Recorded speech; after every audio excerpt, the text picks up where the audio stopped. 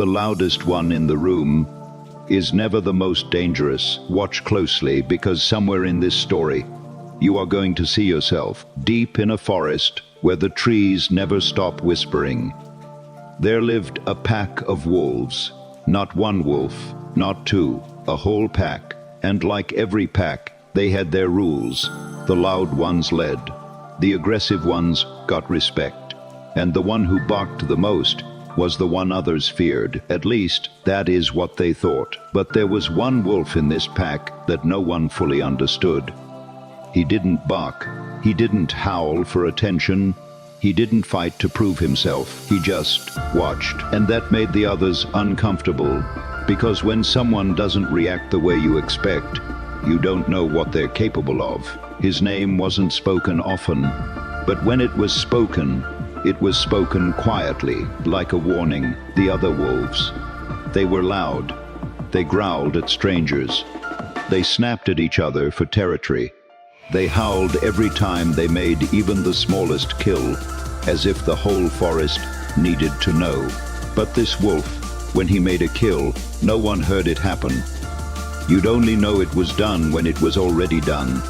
He moved through the trees like the wind moves. Without asking permission, without announcing itself, the younger wolves laughed at him sometimes. He is too quiet, they said. Maybe he is afraid. Maybe he has nothing worth saying. They mistook his silence for weakness. That was their first mistake. One winter, the forest changed. Food became scarce. The rivers ran low. Other predators, bigger, bolder, began crossing into their territory.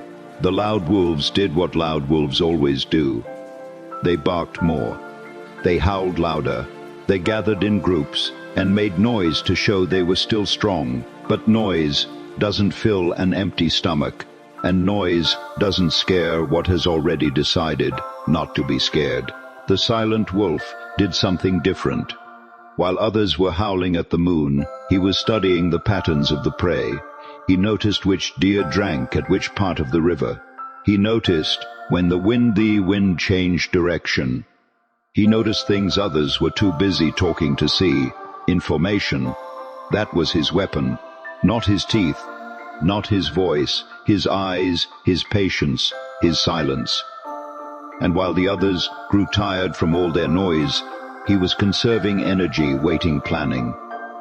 Then the night came, a night that the forest would not forget. A bear, massive, powerful, hungry, entered the territory, not to pass through, to stay.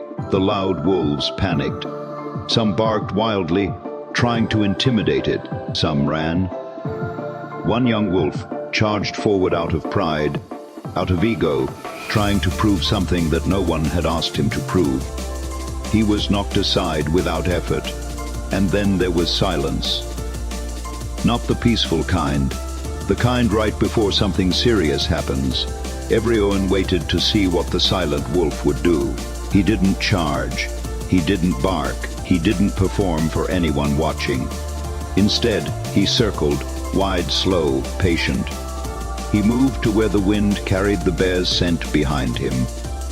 He moved to higher ground, where his silhouette disappeared against the dark trees. He made himself a shadow. And then, from a position no one else had thought to take, he struck. Not with rage, with precision. On a move calculated, final. The bear retreated, not because of noise, not because of numbers, because of one wolf who understood something deep. The most dangerous move is the one the enemy never sees coming. After that night, something shifted in the pack. The wolves who had laughed at his silence now watched him with different eyes. But he didn't change. He didn't suddenly start howling to celebrate. He didn't demand recognition. He walked back into the trees quietly, like nothing had happened. And that is when it hit them. His silence was never weakness. His silence was control. He had spent all those quiet days building something the others couldn't see. Awareness, strategy, discipline. While they were performing, he was preparing. While they were reacting, He was observing. While they were spending their energy on noise, he was storing his energy for the moment that actually mattered. Now here is where this stops being about wolves. How many times have you felt the pressure to speak, just to prove you are not invisible? How many times have you argued, not to find truth, but just to win? How many times have you announced your plans before they were done, watched them fall apart, and wondered why? The wolf never told anyone what he was going to do. He just did it. There is a reason the most powerful people in any room are usually the quietest ones in it. They listen more than they talk. They observe while others perform. They move when it counts, not when it is comfortable. You see, the world will always try to provoke you. People will test your patience. They'll mistake your silence for weakness. They'll take your calm for fear. Let them, because every time you respond to every small provocation, you show your hand, you give away your power. But when you stay silent, when you observe, when you wait for the right moment, they never see you coming. That is not a wolf lesson. That is a life lesson. The strongest wolves don't run with the noise. They move above it. They don't prove themselves to every dog that barks. They don't need to, because they know something most others don't. Your silence is not emptiness. It is depth. It is patience with purpose. It is strength that doesn't need applause to exist. You don't have to explain yourself to everyone. You don't have to react to everything. You don't have to announce yourself every time you enter a room. The moon doesn't fight for attention, but every night without fail, everything looks up at it.